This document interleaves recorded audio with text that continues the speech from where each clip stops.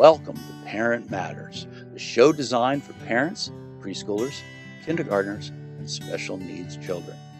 Do you have a question? Need another opinion? Well, that's what we're here for. And to provide the teacher's perspective, I'd like to introduce our host, James Baker. Hi, Tom. Hey, buddy. Thank you for being part of this. It really means a lot. Okay, now, before we kick it off, I would like to interject the fact that this is an interactive show. If you notice here, we have a dedicated Discord server for you to use all the time. There's also a Facebook page, group for that. There's also the email and the phone number that you see throughout the show. This is for you. Without you, this show doesn't matter. That's the reason we called it Parent Matters. And James, why don't you go ahead and tell us a little bit about yourself and why you're interested in doing this? Of course, Tom.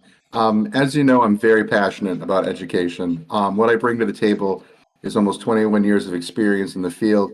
I started off in preschool, being the lead teacher, and then I kind of morphed into the ESC side, the special needs side programs.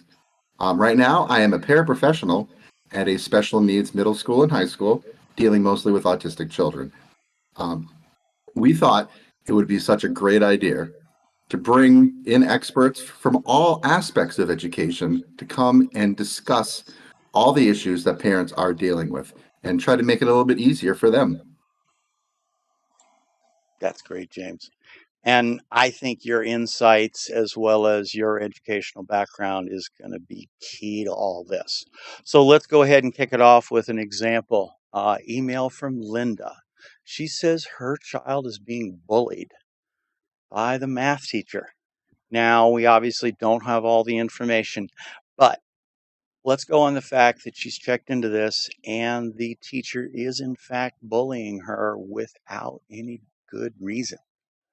How would you handle this or suggest to handle this, James, other than just kicking in the door and presenting yourself as my mom would do? Well, Tom, that's a great question. And I am going to take the stereotypical route at first, saying that they're going to have to go straight to the teacher on this one to begin with. But make sure when you email the teacher to start the conversation, it is on their school email. So there is proof and documentation and it gets saved. So you have proof of that. I would kind of steer away from saying bullying. If it was my child and I was reaching out to their teacher, I might would say something along the lines of my child is feeling a little intimidated, maybe a little overwhelmed. If you're going to jump right in there with the hot word of bullying, the hot button word of bullying, the teacher could get a little bit defensive. So let's start off with just saying that my child is feeling like he or she might be treated unfairly, intimidated, is struggling, but you're going to have to start the dialogue with the teacher first. Okay, now you've reached out to the teacher. The teacher says, I don't know what you're talking about. Your kid's not paying attention, and I'm just calling him out for not paying attention. What's the next step? So the next step would be to take this issue to your child's principal. Bring all the facts, say that you have tried reaching out to your child's teacher and you're not getting anywhere. Again, set it up with the principal through the school email because there is going to be a record of that and you have that going for you on that point. Then, hopefully, if everything works, according to plan, doesn't always work that way though, they'll set up a conference with the teacher and the principal. Okay, you've had your conference and you feel like maybe they're buddies or something. So what do you do now? You have all your proof that you've tried every step. What do we do now? So I'm glad you brought that up. And I have been fortunate throughout my career working in education that all my administration staff have been wonderful. They have kept the lines of, I mean, a lot of us are friends, but there's a very professional level that we keep and that they keep. So it might be as simple as the child gets changed to a different class, you know. But if that's not acceptable and you feel that the principal and the teacher are not helping you on this case, then you would have to take it to the superintendent of the school. Gotcha, gotcha. Okay, well, that's fantastic. Do you have any examples of like typical questions you get answered on a regular basis, and of course, how you've answered them? Absolutely. Well, the biggest one is why is my child failing? Why is my child getting bad grades? Um, also, if you're a parent watching this, I am sure at some point your child has said, you've asked them, what have you done? What did you do at school today? And they said nothing. What did you learn at school today? Nothing. So again, we say communication is the biggest factor we have in the success in with our children. So when the parent comes to my lead teacher or myself and says, Billy hasn't been, is failing, he's getting bad grades, what's going on? So then we open up the communication. I do something called communication logs every day at my school that we say what the child does, if there was a behavior issue, we put that in there. But for my child as well, I get emails once a week saying, what his grades are, if there was a test. But it's really on the parent to just get that dialogue going with the teacher, because half the time, your child's going to say, oh, we didn't do anything, we didn't learn anything. But you got to get that dialogue going with your teacher. And 9 times out of 10, they're going to be there to help. I mean, teachers are overwhelmed. Yeah, some not in the special needs side, but some regular classrooms for preschools and elementary, there's 21 kids in a classroom. So you have to make that effort really to reach out to the teacher.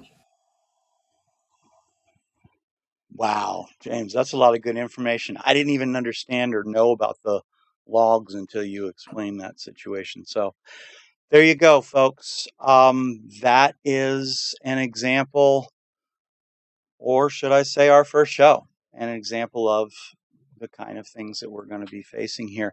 Now, again, I really want to emphasize I'd love to take this from a 7, 8 minute show to a 2 hour show.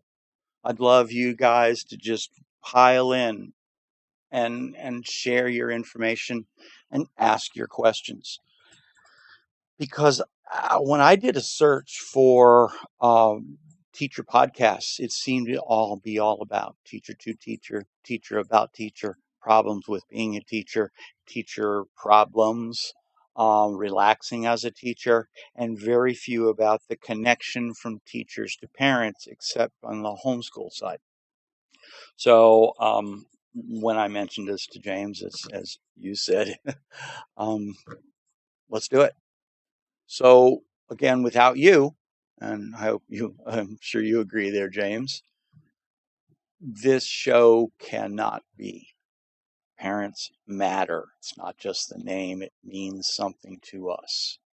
So please use any of these avenues, the Discord server, the Facebook group, the email, or the phone number. I did them backwards. And let us know, because that's important. And one thing I'd like to add to this, if you do not want your situation shared, if this is just something you're asking of James or James to reach out to an expert, please state that. The subject would be great. And if you just want your name changed, let us know that as well. And we'll be glad to do that, because that is important to us as well. So, James, you got anything else to say before we wrap this puppy up? I sure do. You said it really well, Tom. Without the parents, this show won't happen. I really encourage anyone, just just to reach out with questions. We'll try our best to answer. We don't have all the answers, but when we come as a community together, I really think we can make a difference. So please email, call, and we are really excited to do this, and we really look forward to hearing from you. You said it, my friend. Stronger together, learning together. Again, everybody, thank you much for joining us for this very first episode of Parent Matters.